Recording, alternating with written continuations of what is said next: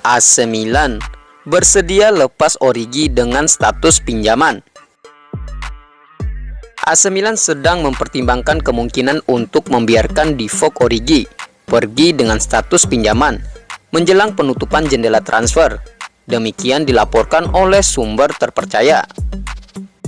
Berita yang diambil melalui Milan News menyatakan bahwa AC Milan saat ini bersedia melepaskan pemain asal Belgia itu dengan status pinjaman, dengan opsi bagi klub peminjam untuk membelinya secara permanen di masa depan. Sebelumnya Milan hanya bersedia untuk melepas ex-Liverpool dengan kesepakatan transfer permanen saja.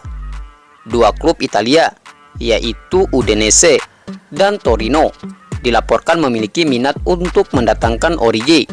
Namun hingga saat ini, Torino memiliki posisi unggul dalam perburuan tersebut. Manajemen AC Milan telah menegaskan bahwa mereka tidak akan berkontribusi terhadap gaji Origi jika ia dipinjamkan ke klub lain.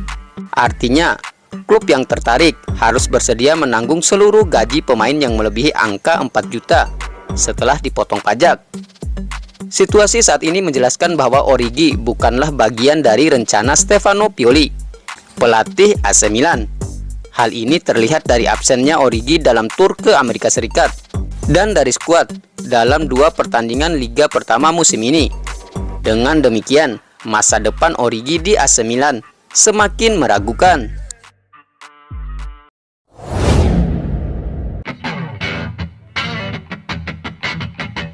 Lini tengah AC Milan, evolusi positif setelah kehilangan Bennacer dan Tonali. Il Diavolo Rosso tengah melakoni evolusi penting di lini tengah setelah cedera Ismail Bennacer dan penjualan Sandro Tonali.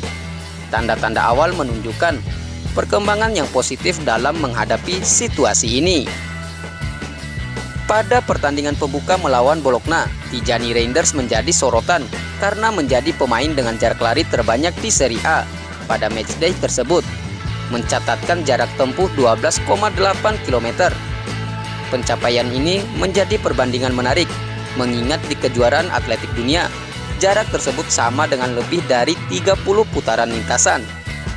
Meskipun angka jarak tempuh bukanlah satu-satunya indikator yang relevan, ini menjadi petunjuk awal mengenai perubahan dalam lini tengah AC Milan.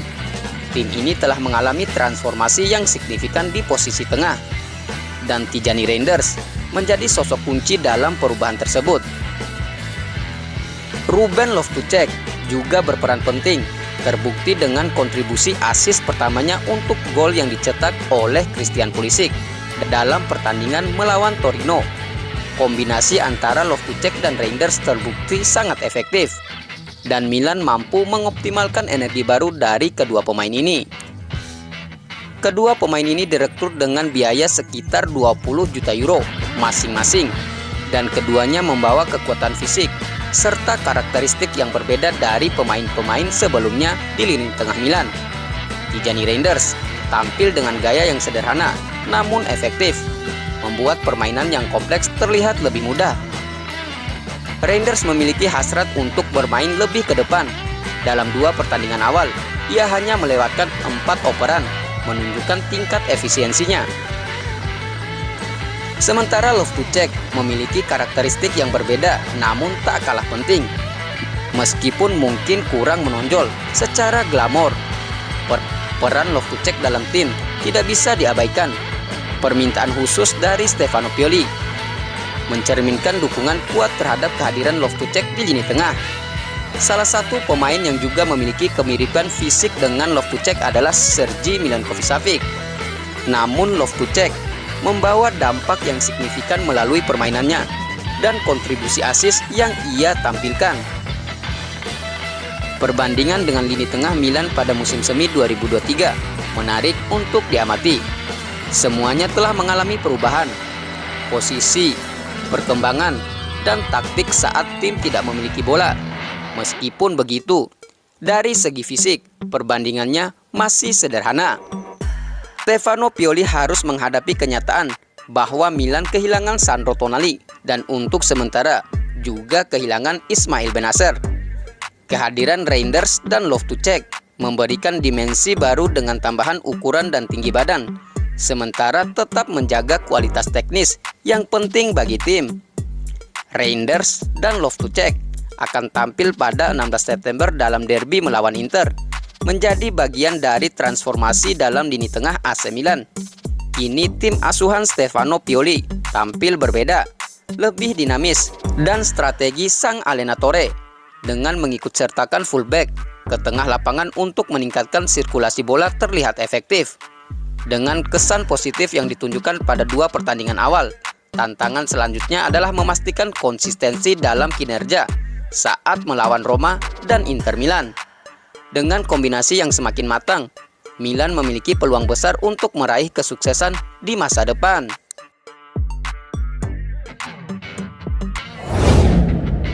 Terjadi perselisihan antara Pioli dan manajemen AC Milan soal nasib Pirkalulu. Terkait rencana masa depan Pirkalulu, terjadi perbedaan pandangan di antara pelatih AC Milan Stefano Pioli dan manajemen klub. Laporan terbaru yang dikonfirmasi oleh sumber terpercaya calciomercato.com yang mengungkapkan adanya perselisihan dalam pendekatan terhadap situasi pemain muda ini. Pendirian Stefano Pioli terkait Pirkalulu telah dikonfirmasi sebagai fakta. Sang pelatih berkebangsaan Italia ini ingin menjaga Kalulu tetap berada di skuad Milan setelah jendela transfer musim panas, mengingat perannya yang menjadi alternatif utama di posisi bek tengah, khususnya sebagai opsi cadangan bagi Malik Thiaw dan Fikayo Tomori. Namun pendapat ini nampaknya akan berbenturan dengan pandangan manajemen Rossoneri, meskipun mengakui pentingnya peran Kalulu. Manajemen klub tidak menutup kemungkinan untuk melepasnya dalam situasi yang menguntungkan. Salah satu hipotesis yang mencuat adalah minat dari Bayern Munchen terhadap Pirkalulu. Jika Bayern Munchen benar-benar memutuskan untuk mengajukan penawaran sekitar 30-35 juta euro untuk pemain yang sebelumnya bermain untuk Lyon, maka Milan berpotensi mendapatkan keuntungan besar dari penjualan ini. Penjualan Kalulu akan menjadi langkah strategis, mengingat AC Milan hanya mengeluarkan dana lebih dari 1 juta euro untuk merekrut Kalulu 3 tahun yang lalu. Dengan skenario ini, peluang kepindahan Kalulu dengan nilai tawaran yang cukup tinggi sangat mungkin terjadi. Namun, sudah ada nama pengganti yang dipertimbangkan oleh manajemen Milan, yaitu Konstantinos. Bek tengah berusia 19 tahun itu saat ini bermain untuk PAOK dan dihargai sekitar 10 juta euro. Langkah ini menunjukkan bahwa Milan tengah merencanakan langkah-langkah penggantian yang strategis dalam rangka memastikan kelangsungan komposisi skuad mereka. Dalam beberapa waktu mendatang, perkembangan situasi Pirkalulu di AC Milan akan terus menjadi sorotan, terutama mengingat perbedaan pandangan antara Stefano Pioli dan manajemen klub, serta potensi tawaran menarik dari klub lain.